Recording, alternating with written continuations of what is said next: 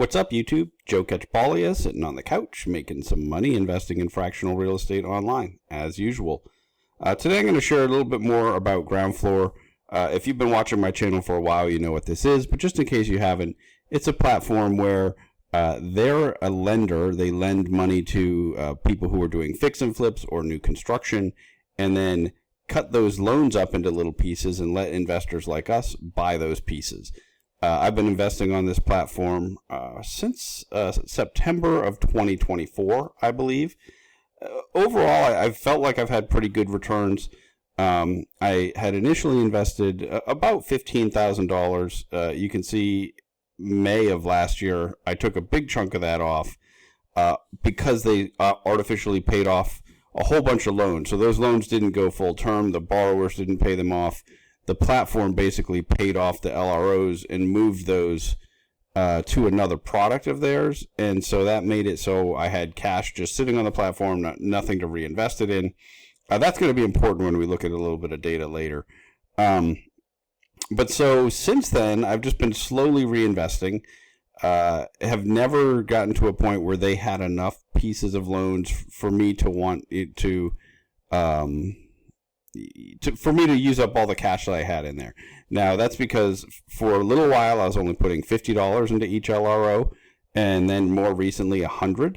Prior to that, I had been putting bigger chunks, and because I'm trying to get a very wide diversification on this platform, which is something I've sort of been able to accomplish. I have over 100 loans, or pieces of over 100 loans.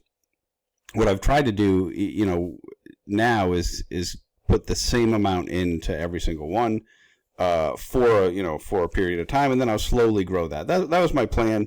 And it looks like because of the pace they've been putting out new LROs that now I'm going to use up all my cash this week, and it'll be time for me to decide, do I want to put more money on here? Because of that, I decided, okay, well, let me dig in a little bit more into how I've actually performed, how the platform's doing for me, and that sort of thing. Before I forget, please like and subscribe. In the description of this video, I have links to all the places where I'm investing in fractional real estate online, Groundfloor being one of them. Some of those links, they'll give you some free money with your first investment, but you want to make sure you do your own due diligence, understand what the offer is that they're giving you, also the platform itself, and any properties that you invest in, right? Just because I'm investing on these platforms doesn't mean that you should. As we dig into this one more today, you might think, wow, why are you even putting money on here? I don't know. I'm not in a hurry to take money off, but I wasn't, it did make me a little bit nervous. And so that's why I wanted to share some of this stuff with you. So, currently my net earnings on here over the whole time that I've been investing, are $1,118.46. For a while, I had $15,000 invested. I started off with 5, bumped it up to 10, bumped it up to 15, and then took money off a couple different times. I took 5 off. Then I think I actually took like $6,000 back off, or $6,500. It shows that my net, somewhere in this platform, it shows that my net investment is actually $8,500. But then in addition to that, I got some of their bonus money, and I've gotten a few referral fees, from links. So like somebody else signed up and they did their thing and they got some free money, and I got some free money, just like how I started. So it's, it's a little bit convoluted.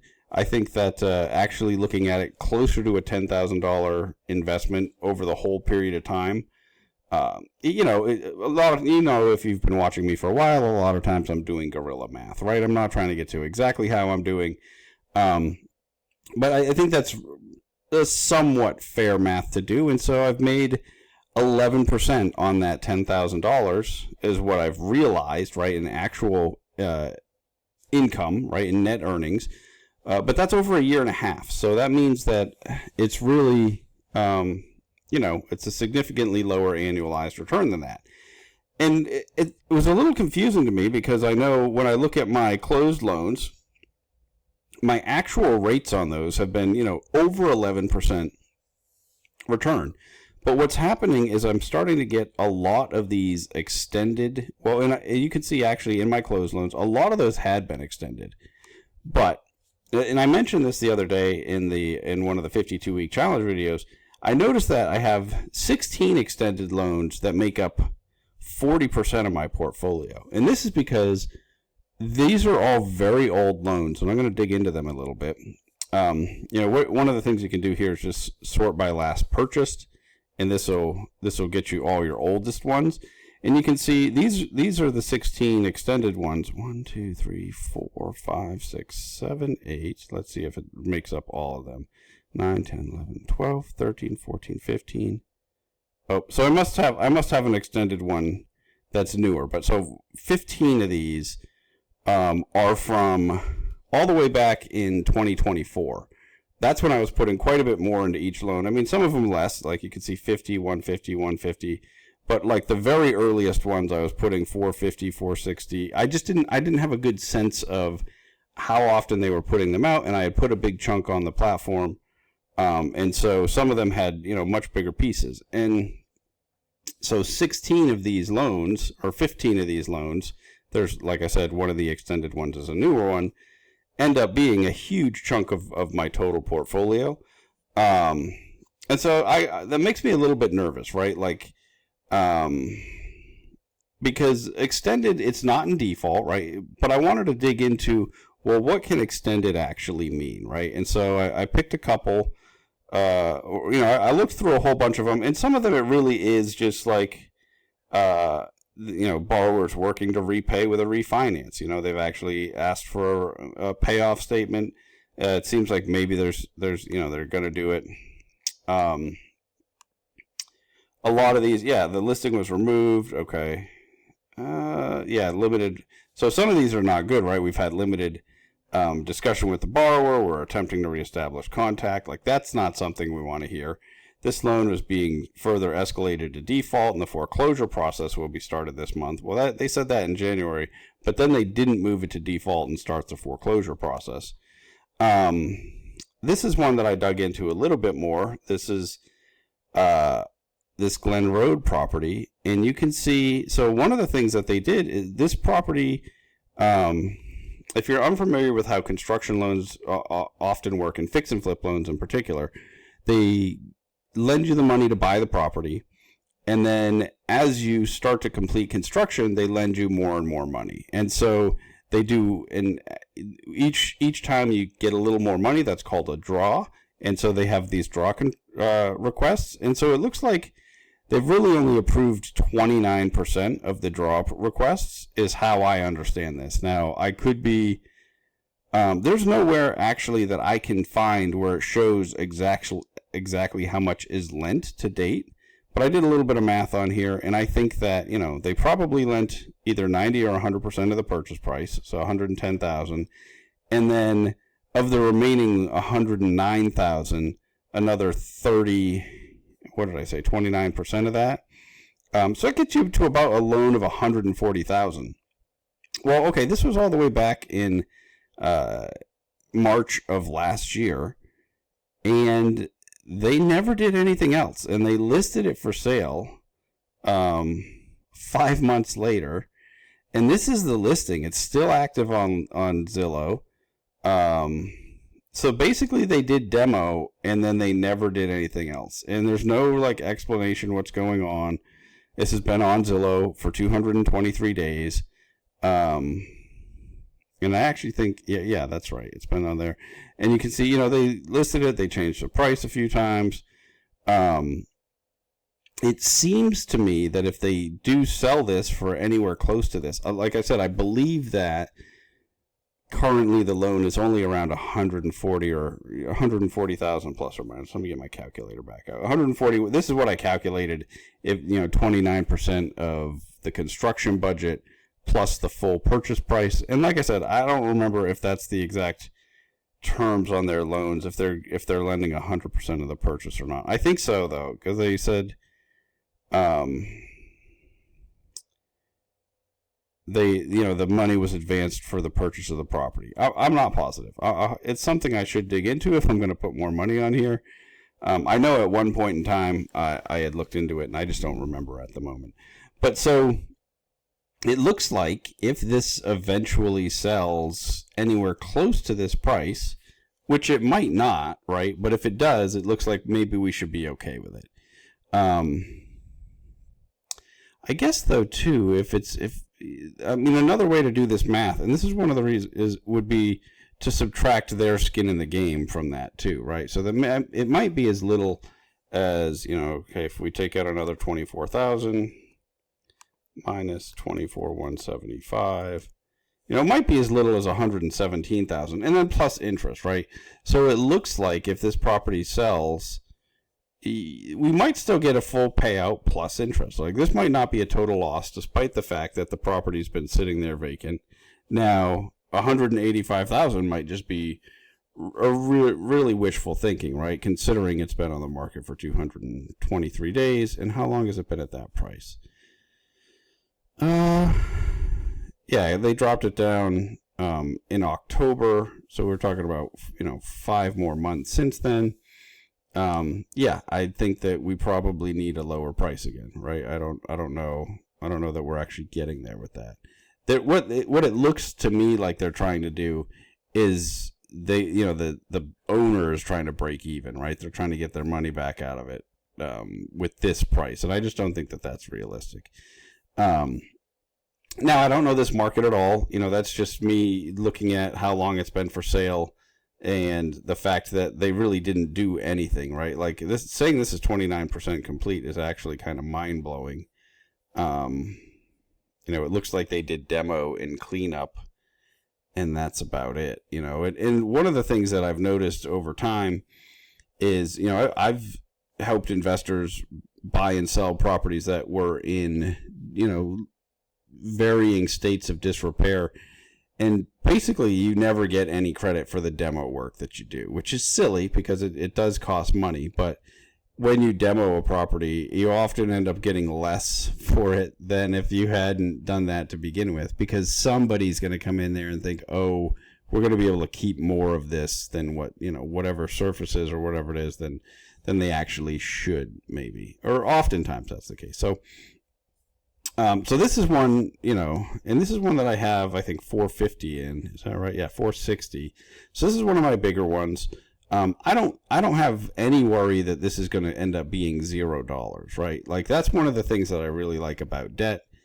When this sells, even if it sells for half of what they're asking, I'm going to get more than half of my money back. And I think that they bought it for 110. So I don't think that that's going to happen, but it might take a long time, right? And so that's going to really hurt my returns. And then I was looking at this one, because I wanted to show you a range. This is another one that I have a larger chunk of. This one, they said in January this is being further escalated to default and the foreclosure is going to start this month. But that was actually pretty surprising to me, because this one's, it looks like the construction is complete. Like, when we look through the updates, where do they go? They have it somewhere. Yeah. Last draw is approved. Construction is 100% complete. It was listed for sale. It had, I think at one point in time, no, maybe not. Maybe this one, they've never had it under contract. Some of them, they've even been under contract and then fallen back out. But looking at these lists, it looks like the listing's actually done pretty poorly, because they have a mix of pictures. Like, they have some pictures that clearly, I don't know, were just like blurry or something. And then don't even look like, it looks like this kitchen, right? This picture here doesn't look like this is the same kitchen to me. I guess maybe it is, and it's just a different angle. But, like, this is just a terrible picture, right? It's so blurry. I don't understand. If you spend the money, you do a nice flip. I guess that's the other end of this, but that just, I don't even understand how they're getting that. I guess that's taken from over here. No, because they're getting the side of this.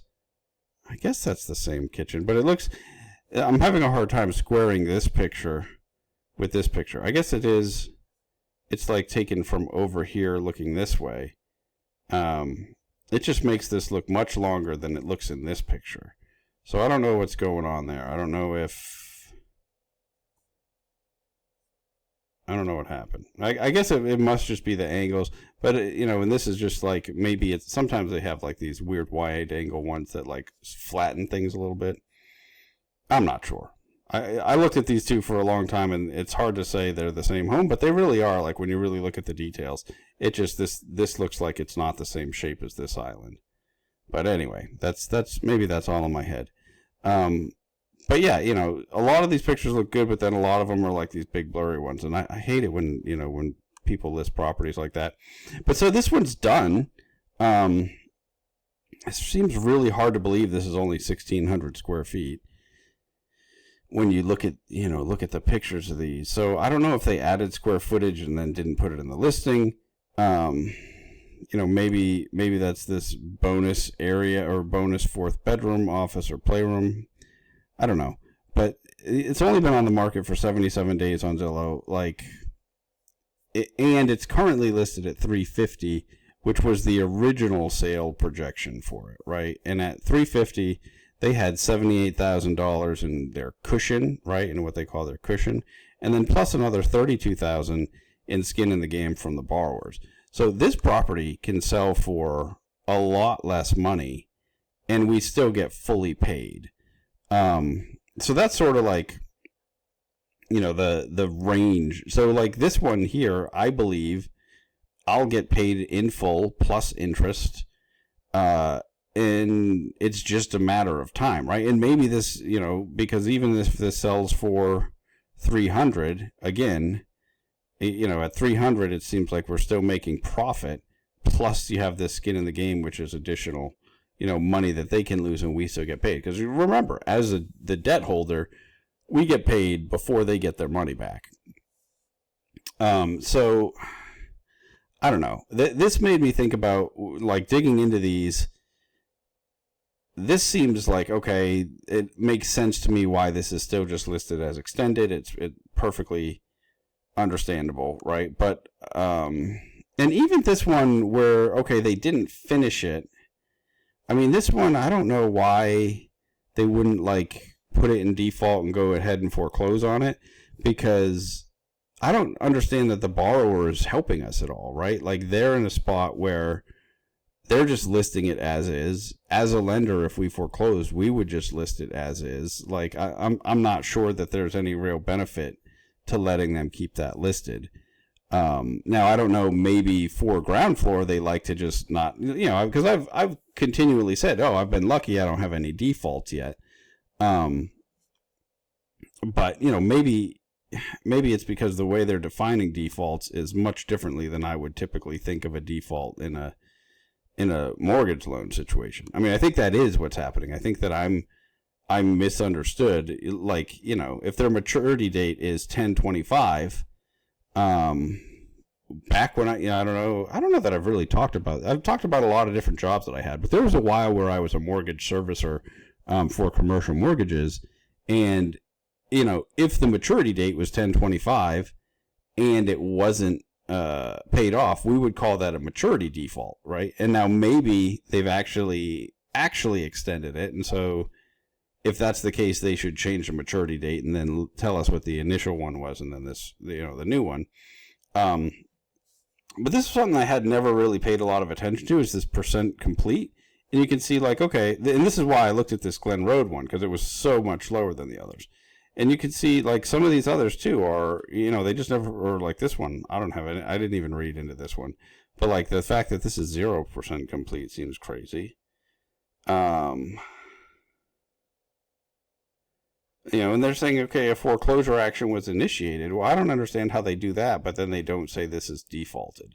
So I think, what I have to do is stop kind of trusting, this metric up here that says, oh, well, I don't have any defaulted, and really start to look at these the way that I would, okay, if I'm, and I think I've mentioned this before, but I have my own private mortgages, which I've created by buying properties all cash, selling those properties in real life, and then holding the mortgage, and then people pay me over time. That's the business model I like a lot. but it is, much more time consuming than just buying these online. But the way I look at those, like understanding when I'm, if there's somebody late, if I'm getting paid. Now, none of those were fix and flip, so I haven't had to, do construction draws or anything. But I guess I'm going to have to start looking at this portfolio a little bit more closely. And that's what I'm going to do before I decide if I'm going to put more money on here or not. So it's not as simple as, okay, I've continued to buy all the LROs and now I don't have any more cash, so I'm going to just put more on. That was probably me just not doing all the due diligence that I should, thinking like that, right? One of the things I mentioned quite a bit is all of this fractional real estate investing that I'm doing is very much just an experiment, right? It's why I'm not using a ton of money on any platform. To me at least, not like if I don't ever get this $4,000 back, it's not going to have a real impact on my life. And I think, but it is good to see how this plays out over time, right? And it is, I think for a while, I'm probably just going to continue to let the money that I have on here ride, and then probably do more digging into my own portfolio and try to get a sense of, how much do I think is actually going to pay off out of these anytime soon, and how much is just going to keep sitting there. I mean, I have, you can see I'm down to 113 loans. I did have 6 loans pay off this past week, and I continually have those loans paying off. One of the things that I did think was really interesting, I forgot to mention this earlier. You can see the cutoff, right? Like all those extended ones are from 2024, and then I don't have any between 2024 and May of last year. And if you remember, this May time period was when that artificial payoff that happened occurred. And so I'm curious if like these ones were just left out of that batch intentionally because they already saw the writing on the wall that there were some issues with it, or what's going on. I mean, I don't think that obviously they're the only ones that are left that I owned prior to that payoff. But I think that I'm sure that I bought ones in between those two time periods too. So I don't know, that it seemed really interesting to me that there was a cutoff right there when that happened, because that was around that same time where I mentioned, we had this artificial payoff. I got just a bunch of cash back, but yeah, apparently, and at the time, I still had 10,000 invested, and so I guess a 6,000 has turned over since then, right? And so the rest of it is, so this whole amount has been reinvested since that point in time, and these ones have just been sitting there that whole time. So anyway, I just thought I'd share, because I was digging, give you a little bit more insight into what my Groundfloor portfolio looks like, how it's performed. It's still not terrible, right? It's still because all of those loans, if they eventually pay off, that interest has been accruing. So the only time there's a problem is the ones that there isn't, if they go to foreclosure and there's a foreclosure sale and there aren't enough proceeds to actually pay for all of that. And that's when we'd experience a loss. I'm sure that will happen with some of them. I mean, maybe not some of those 16, but over time, it's going to happen to some of the loans. It's just a reality of being a lender with a large portfolio. So I'm not terribly worried, but I think it is a couple of things. One, I think the way they define default is not the way I normally think of it. So it's just good to understand that. But two, it's also really important, for me to be consistent with investing the same amount in every single loan, right? Because the fact that 16 of my loans make up 40% of my, unpaid principal balance is pretty crazy, right? I mean, so, and if I had just been consistent all along, that wouldn't be the case. And like I said, I mean, it's because I didn't know, when I first started putting chunks of money on there, one, I thought I was going to put a whole bunch more money on this platform. And then I got spooked by that payoff. I put some on, I let it ride. And I really did think that sometime last year I'd add money. But I don't know. It really, the way that went down bothered me. If you watch the video I put out at the time, you'll already understand that. But and then that's why I was reinvesting. Oh, for a little bit, I think they were limiting what we could reinvest into each LRO too. And so that's around when I started just doing the same amount in every single one. And I think that's probably important, right? Because if that were the case, then I'd only have 1,600 in there. Like if I was just doing 100 in every single loan versus, and these ones, you can see some of those are at 50. So I guess what I really need to do is pick a number, stick with it for a long period of time until I'm ready to put more capital on, and then pick the next number and do the same thing. Anyway, that's all I've got to share about this. If you have a similar experience where a small portion, where you have all these extended ones from 2024, I'm interested to hear about that, right? Do you also have this weird gap between, December of 2024 and May of 2025 where you don't have any loans, from that period? Because that's just a little strange to me. But it is, a lot of it's from that payoff, I would guess, but I just don't understand. I guess they just must have known that these further back ones were an issue already or something. I'm not sure. Anyway, until next time, I'm just going to keep making mistakes. And as you can see, I make plenty, so don't just invest in what I'm investing in. Do your own due diligence. But so until next time, I'm just going to keep making mistakes so that you don't have to.